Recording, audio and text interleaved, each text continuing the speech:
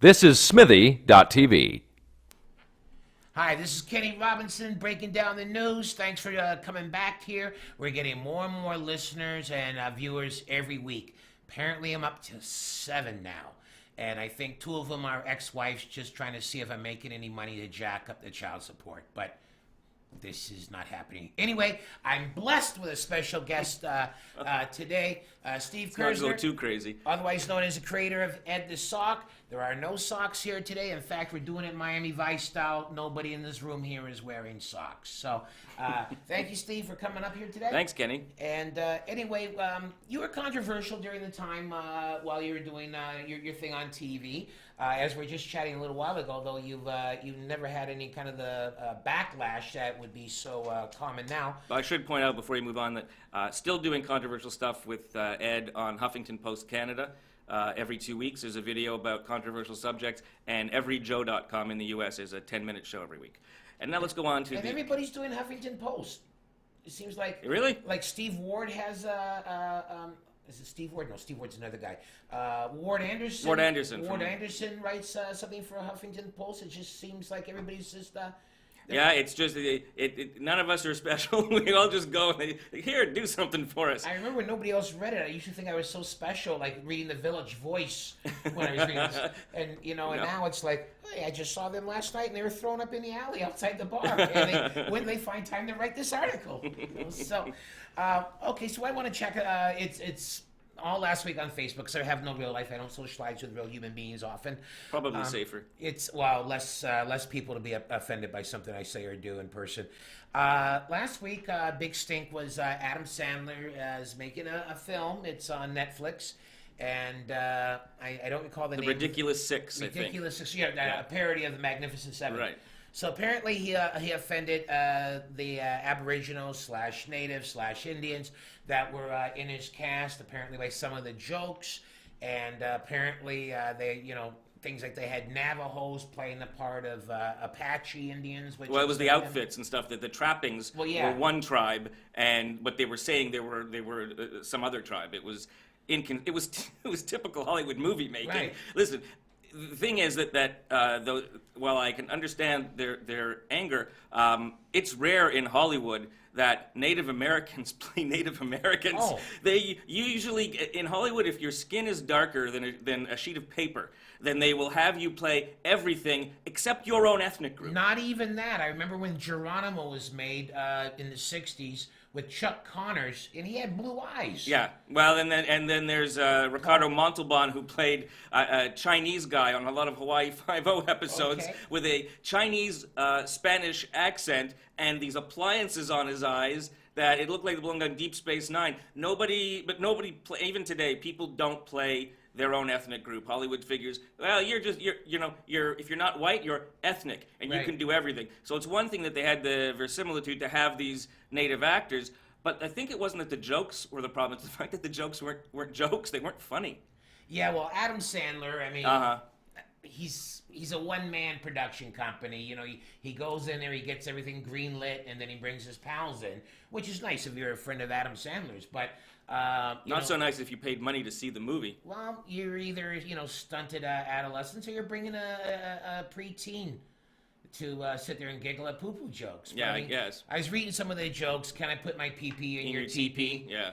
And... that's a classic. Well... Listen, that kills in the schoolyard. Well, I was thinking, the one character's name is Beaver Breath. Hey, Beaver Breath, how'd you know my name? Well, Beaver Breath would be a killer for all the 13-year-old boys out on the playground. One of the names that was changed in the shooting script, the original name was Sits on Face. Sits on Face. Sits on Face. That used to be my name on. Isn't that your handle on Twitter? That actually was more on Plenty of Fish. But listen, I'm offended as a person who has an IQ by these jokes. Right. Why even talk about misunderstanding the tone of the times to even do a movie with that kind of stupidity in it? He says that it's a satire of the Old West. Well, satire is usually smarter comedy. It's not stupider.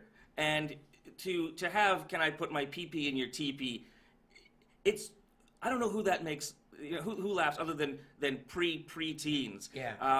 There's That's not even like 1,000 Ways to Die in the West. no, you can't. And also, audiences nowadays are extremely sensitive to everything. Right. I mean, everybody is really sensitive about groups they don't belong to. A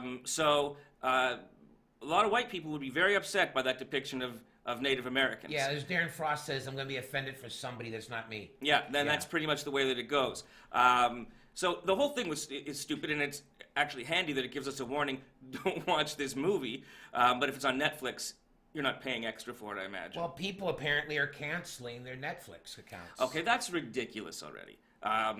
Do you know how much content is on Netflix? Listen, if they want to cut off their nose to spite their face, can they not just do what they used to do? Write letters.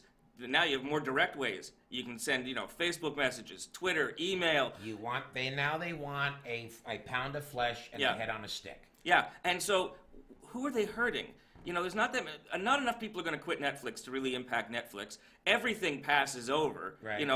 How many kids were killed in that school in New Jersey, and everyone was really upset, and then it just sort of went away. And now I'm fighting with people on Facebook. They say it never happened. Yeah, well, anything in history that happened, someone will say didn't happen.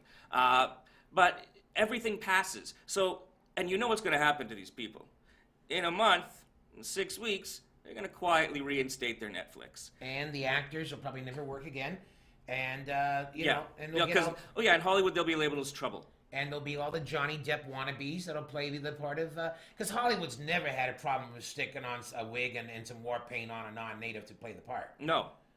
They've had a problem using a native. Yeah. Yeah. And apparently they were upset that it was Navajos playing the part of Apaches. Yeah. And then I saw a picture of the costume that Adam Sandler was wearing, and it was like buckskin, so maybe he was more of a Cheyenne or Comanche. Yeah. And I'm going, well, if you're doing a movie with Apaches, they usually just had headbands and loincloth. So you should have got mad at wardrobe. I don't know if that's accurate. I don't know if... Remember Obie's Yorkdale, the pancake place? Yeah. Where you'd go and kids would get a headband with a feather in it? I think that's the kind of native accuracy that people expect. I think natives had more ceremonial dress that was distinctive for themselves. Yeah. Probably, I don't even know, certain way they braided their hair. I don't know, but I'm sure that there was distinctiveness between them because there was wars between them. And how do you have wars with people unless somebody is the other? You just got to have a different, one guy has the war paint this way, the other one has it downwards. You need to have an other in order to make war on them. And one thing I've found from native friends of mine or anybody with any kind of native blood, the feather is a big deal with their society.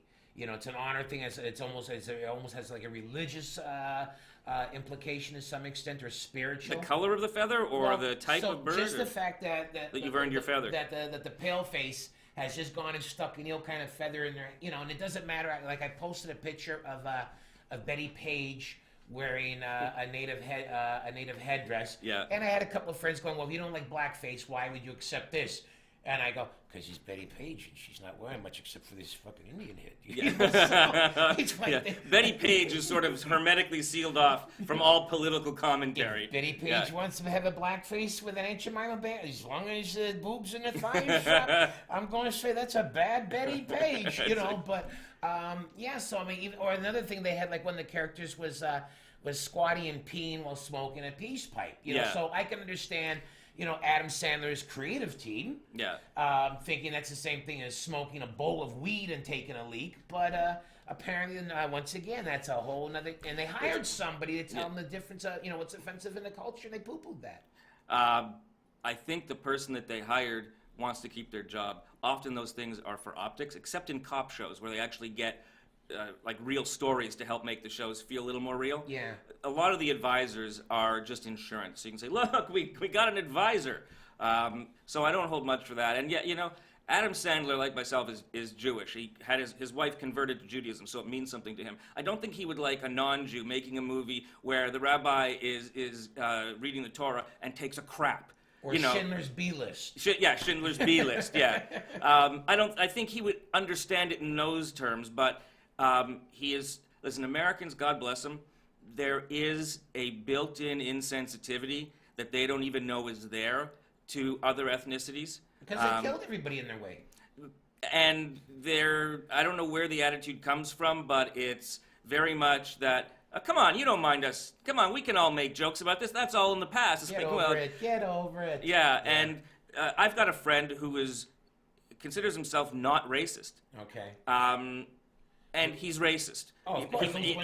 He's in the States, and he'll say, "Oh, hey, on the phone before I go," and he'll tell me a joke, and I'll say, "Dude, it's not funny. It's not, and it's just a joke." I said, "But you never seem to tell jokes about Jews," and he's a Jew. You never seem to tell jokes about Jews at the end of the call. It's always about some other ethnic group. I don't appreciate it. Yeah. And the thing is, often you really have to shame people into it. You have to tell them you don't appreciate it. Otherwise, because sometimes people are telling jokes that they think is what the people want to hear and will make them seem cool.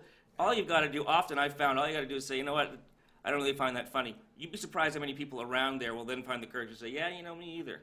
Well, if you're hanging around decent people, I found over the years a lot of people like to try and tell me black jokes, and I always say to myself, why does this motherfucker think I'm going to fucking like this? But then it's funny though when you're saying this friend of yours always has like a very terrible racist joke at the end of the conversation. I have a friend of mine that he's a 1% biker and everything, and I have a tradition of calling him, and we call each other every Christmas. Right. And he always signs off with telling me the most terrible racist joke. Right. So I called him last Christmas Eve, and he tells me something that it's just vicious, and I go, hey, you're Christ that was born this day, supposedly. He's a Jew. Now, how could you tell a joke like this on the night before the Savior's birth? I says, do you guys teach these jokes to your children?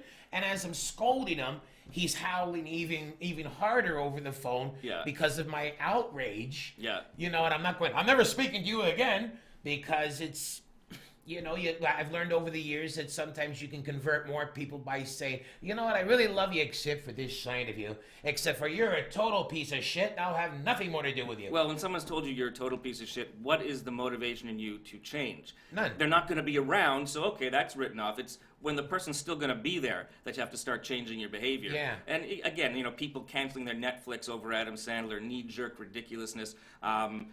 There's a lot of jobs riding on Netflix.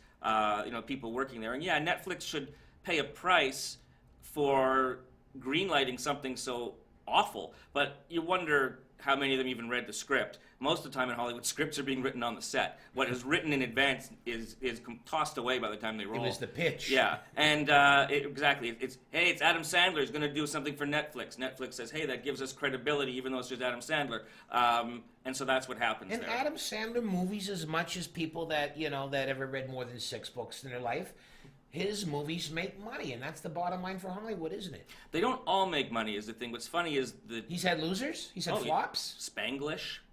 I forget all about that one. Yeah, he's had a couple of flops. The ones where he's tried to expand, other than The Wedding Singer, where he's tried to expand and go from being that idiot man-child, haven't seemed to do as well as when he goes back to the well and he's that idiot man-child. Like, what was the daddy thing where he was the father or he adopted some kid? Or that again, was still kind of an idiot, though. Big Daddy.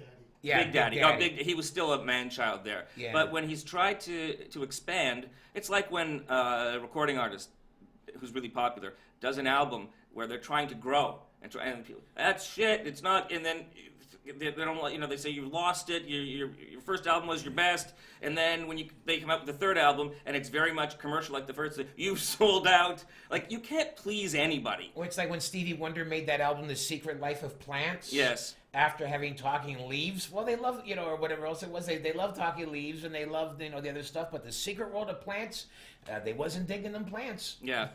So that's when they were saying, Stevie, you've lost your way. Yeah.